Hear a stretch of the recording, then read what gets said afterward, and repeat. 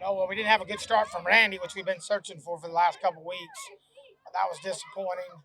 Uh, we went from Abilene Christian seeing a lot of 94, 96, not as many breaking balls on Saturday double. We did on Friday night against the Friday night, and to an 88, a lot of breaking balls, a lot of changeups. So it kind of spun our offense in the ground, and we had a really bad offensive night early. And then our middle relief was really bad with the Bonnie in the second inning and then the JC coming in. That was disappointing. In these Tuesday games, you're trying to learn something. You're trying to deepen your bullpen, and you don't want to lose games to do that. And we really should have, and we didn't because of Pig's monster taco rocket out of the ballpark. I haven't seen balls hit over the big monster much, but that ball's hit hard. And big players will do things in big moments. And just like Nico closing the game, that's two big time closes from him on 2 Tuesdays. So there is positive. Sebastian threw a lot better. I thought Loya was lights out 93, 95 in the eighth. No walks, no hits. So there was some positive from the pitching side to grab from it, but it wasn't from the starter and it wasn't from the middle guys. Yeah, your thoughts on the seventh and eighth inning, especially on the eighth when you brought it back to the lead. That's what you have to do when you get down. You got to chip away at it. You can't expect to get six in the ninth. But we chipped away at it enough because of their walks.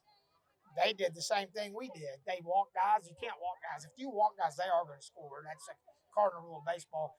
They did exactly what we did when we give up the sixth part, whatever in that was, sixth, seventh, yeah.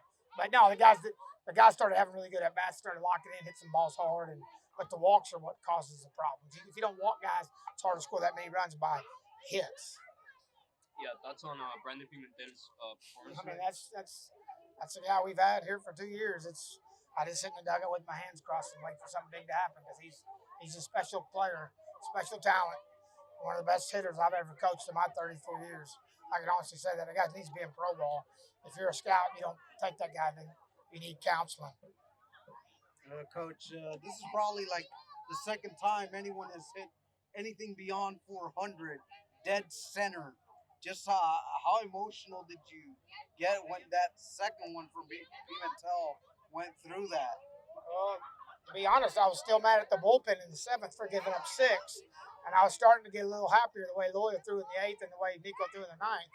But I mean, I knew when they started walking us and walked three in a row, I was like, oh, they're letting us come back in this thing, and that's exactly what happened. Now you still got to hit the ball. And he did what he was supposed to do, and he hit a ball in the ballpark. The back end of the pitching, they kind of helped out to kind of like bridge that gap a little bit with those two big zeros at the end. Just how important is that for you to carrying that into the next weekend series? We haven't thrown Bobby Loya that we threw in the eighth. We haven't thrown him on the weekend yet. He's been. We're trying to get that guy going. He throws the ball 95 miles an hour with some tilt. They don't take good swings, so his arm kind of doesn't bounce back. So we're trying to figure him out. If we can get him one on Tuesday, one on the weekend, one on Tuesday, one on the weekend, he can start helping us on the weekend for a big out. And I think Nico's thrown, even the game that he threw on the weekend, that he threw through the ball good. I mean, his changeup right there to strike that kid out was something we didn't do when he gave up the hit to lose. So Coach Jackson made sure he threw something soft. But it is what it is. We still have so much to learn, and we have such a good ball club, and we got some guts, man. We'll fight you back. We're not going to give up, and that's one thing I appreciate about the kids is that they don't give up. They don't give up a six spot, go down 8-2, and they keep fighting and not swinging at balls to get on to walk. But we got a big weekend ahead of us. We're fighting for our lives in the WAC to get in the tournament, and it's not going to be easy, but we got to just get better every day.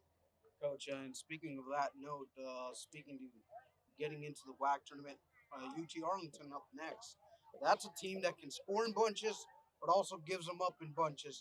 Just how do you just play against that and just try to get your team just rolling as the weekend series become bigger and bigger? You got to have big time starts. From the three guys with Jesus, Cabral, and Davis. If you have big time starts, they take you in the back third of the game. Today's about building our bullpen with Rodriguez and with Loya and with Sebastian and so. But yeah, you got to have good starts against teams like that, or you're going to be in a bind because they got a really good offensive team and they got two really big arms on the Friday, Saturday, 94 to 95 mile an hour guys. So we're going to have our hands full. But I like.